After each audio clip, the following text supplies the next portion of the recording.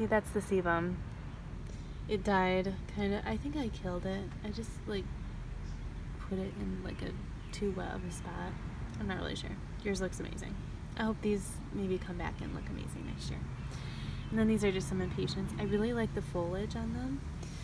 And there's still like some blooms. This one stopped blooming. I probably am doing something wrong with that one, but there's a little bud on that one. And this is my pride and joy because my mom bought me just like a single flower like this one. This is one I bought this year. It's a purple coneflower. They call it echinacea, I guess.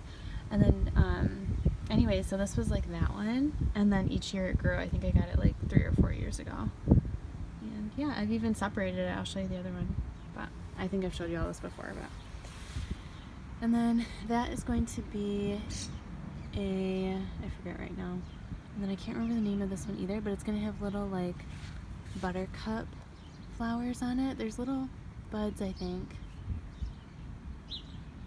and then they'll like open up, and I love like the different texture of it. And then of course like my huge irises that I probably need to separate, but I'm kind of feeling like I don't want to because I just love them. They're so cool.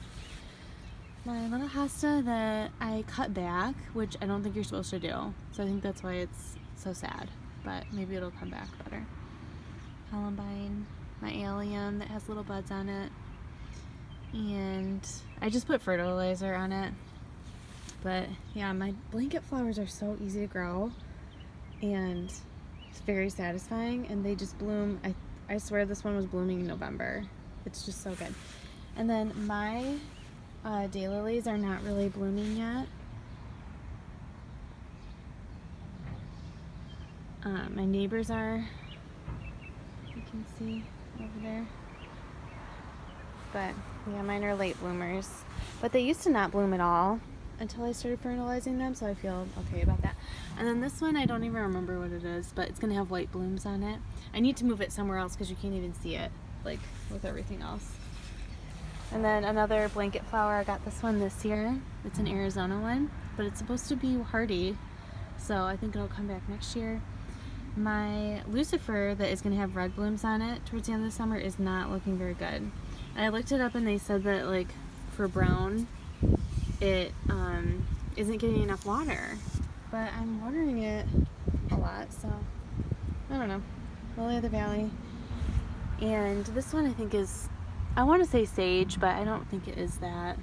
I don't know. This is like leftover. This was all winter. I left this up because I just think it's so pretty.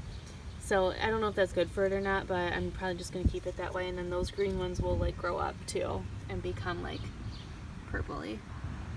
And then my lilies that never do very well.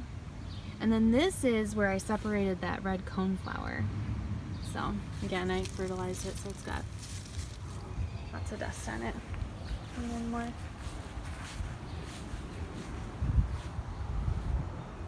And then in the front yard, because if you look over here, it's just like from the street, you can hardly even see anything in there.